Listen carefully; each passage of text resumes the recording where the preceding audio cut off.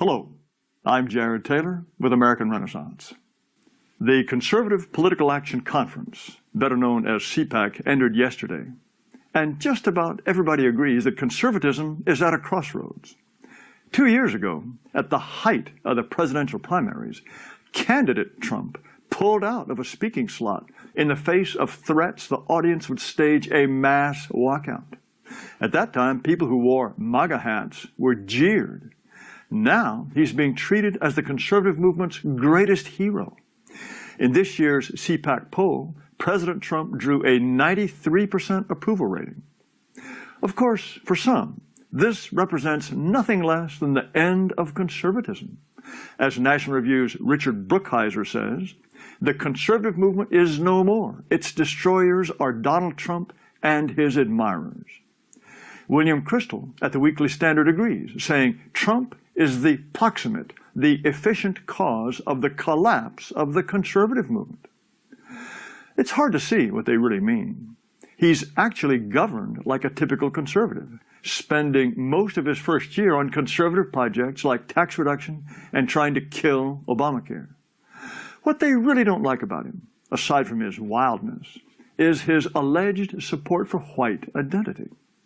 Apparently, it's President Trump who has somehow made it possible to invite Marine Le Pen, the niece of the leader of the French National Front, to speak at CPAC this year. That infuriated people who call themselves true conservatives. Glenn Beck said she represents dangerous populism and nationalism. Bill Kristol wondered whether she was the most distasteful speaker at CPAC. Jonah Goldberg said she's not a classical liberal. And Evan McMullin, the man a lot of people who call themselves true conservatives voted for in 2016, says she's an anti-Semite and a tool of Russia. But Marine Le Pen wants to conserve what true conservatives have always wanted to conserve: her people and her nation. As she said in her CPAC speech, we don't want this atomized world of individual without gender, without father, without mother, and without nation.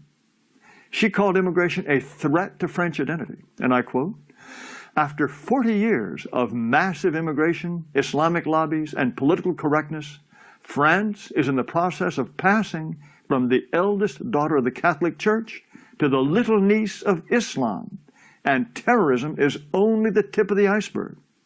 She's right. Terrorism is just the tip of the iceberg. If France becomes an Islamic society, it will be through mass immigration. The French won't suddenly start throwing blankets over their women because of a couple of terrorist attacks. President Trump understood this during the campaign. That's why he proposed a Muslim ban. I wish he had stuck to his guns. The basic question is, does a country have the right to resist demographic conquest? The media and so-called progressives clearly believe it doesn't, at least if it's a white country. No human is illegal, is their slogan. And you get Pakistanis like Mohsin Hamid writing in The Guardian, lecturing us Americans on how migration is a fundamental human right. Really? Then how come the India-Pakistan border in Kashmir looks like this? Don't Hindu Indians have the fundamental right to migrate to Muslim Pakistan? Somehow, it's a fundamental right only when they want to come live with us. The European Union seems to think migration is a fundamental right. It is trying to force Muslims onto Eastern European countries over the objections of their governments and their people. As Marine Le Pen put it in her speech, France is no longer free. After 1,500 years of existence, we must now fight for our independence. Well, not that long ago, National Review, which used to set the tone for conservatism, understood what independence means. In 1957, William F. Buckley defended segregation. In the 1960s, Russell Kirk wrote that black voting rights in South Africa would, quote, bring anarchy and the collapse of civilization. The old National Review praised Jean Raspail's Camp of the Saints. The self-styled true conservatives gave up on all that years ago. But if conservatism can't defend a culture, a nation, the people itself, what's it trying to conserve?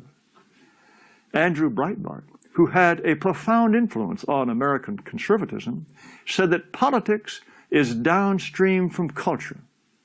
He was right. But culture is downstream from race. Any movement that refuses to recognize that can't conserve anything. Lefties understand that. And that's why they wave Mexican flags when they protest Donald Trump. They know what's downstream from what. And you know, conservatives probably understand it too.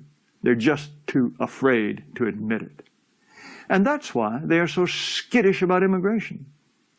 Immigration is such a burning issue, it keeps Congress from even voting a budget, for heaven's sake. But out of the hundreds of speakers and panelists at CPAC this year, there was just one panel on immigration, just one. However, and this is important, when David Beer of the libertarian Cato Institute started rabbiting on about how wonderful immigrants are, the audience booed and jeered. At another panel, when left-wing radio host Rick Unger claimed that Mexican immigrants are really conservatives, the audience started chanting, "Build the wall, build the wall." When Mona Charen criticized Donald Trump and said it was a disgrace to invite Marine Le Pen, the audience laughed at her and booed. CPAC has obviously lost control of its audience. And that's because CPAC has obviously lost its backbone, if it ever had one. For example, Pamela Geller, who takes a strong stance on Islam, had put together a panel on freedom of speech on the internet. One of her panelists, Jim Hoft of Gateway Pundit, had angered the left by saying that some of the pro-gun control students who got so much media attention after the Florida shooting had been coached.